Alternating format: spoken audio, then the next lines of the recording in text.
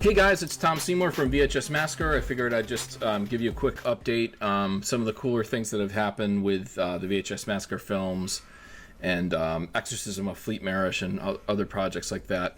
For those of you who don't know, I've been an independent filmmaker for about 25 years. Some of my bigger films have been the VHS Massacre documentaries, and those are about the video store era, and the second one is more about how media consolidation has hurt the American independent film and exploitation film. But about a year ago I entered this thing called the Cult Critic Movie Awards, and VHS Massacre 2 won Best Documentary, and which was awesome. And that put me in a pool for this new award called the Jean-Luc Godard Award, based on the famous New Wave filmmaker. And I basically was put into the running for a type of director award. Lloyd Kaufman quoted Jean-Luc Godard, I almost said Picard, and as saying that film was truth at 24 frames a second. And from what I understand, in Godard, the earliest part of Godard's career, he wanted to actually do doc, and I think did some shorts, I think. That being said, I was nominated, which was awesome. So they actually sent me this nomination plaque. So I didn't win, but I was nominated. But from what they told me it was out of a pool of thousands of people. So the nomination is actually super cool, and that's just fine by me. Directors' awards and nominations I found to be much rarer in regard to independent filmmaking. So a director's award or a nomination is something that is like, it's a real treat for me. And considering that, I just got put into these awards as a result of winning Cult Critics, that was really sweet. It's a really nice thing. So this is the award, Jean-Luc Godard Awards 2022 nominee, presented by Cult Critics Film Magazine. And so thank you to the Cult Critics Movie Awards for this. I didn't know much about Cult Critics Magazine, but I sort of took a chance on it, and it really paid off. So that's what I can say about filmmakers out there who are striving to make films and put them out there.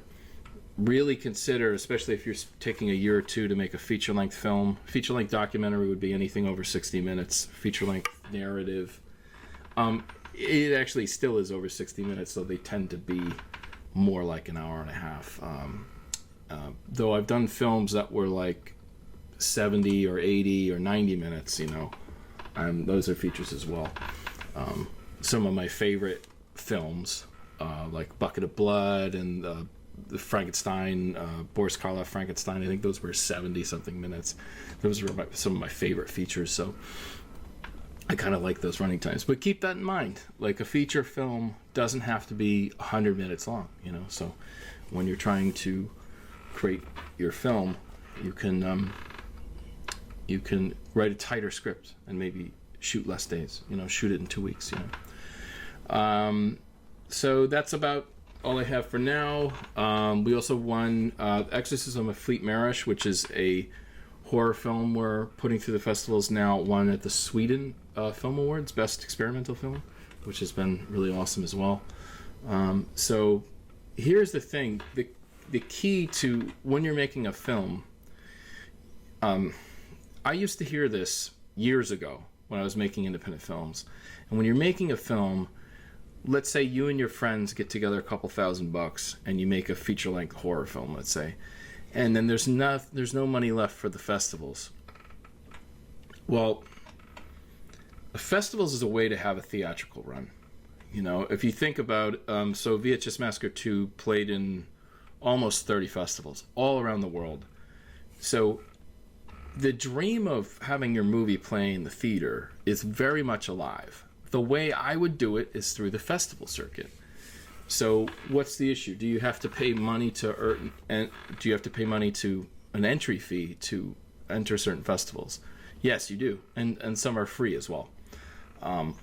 But you have to include that in your budget, and it should be a significant amount of money and a significant amount of festivals. I think we entered maybe 60, I think, with VHS Massacre 2. 60, between 60 and 70, you know, and with Exorcism of Fleet Marriage, I think we did maybe 50, you know, 40 or 50. So if you think of it in terms, if you've spent a year or two on your film, you really do owe it to yourself to try to enter as many as possible. If you can enter 100, enter 100.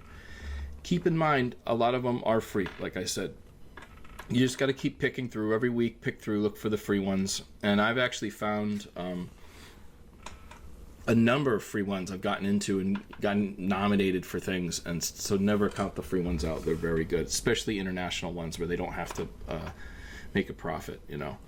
American ones tend to be independently run for profit. And then also larger festivals like Sundance and Tribeca, those are really more for corporate media, corporate filmmaking. So those are harder to get into. You probably are going to need a producer's rep or an agent, or it's literally already a studio film. So don't be discouraged if you don't get into those top 10 ones. But that being said, there are ones that are just as respected and just as large, like World Fest Houston or San Francisco Indie Fest or Chicago Horror, that are just as important, but they're actually run by human beings that are just interested in independent film. So anyway, that's my rant.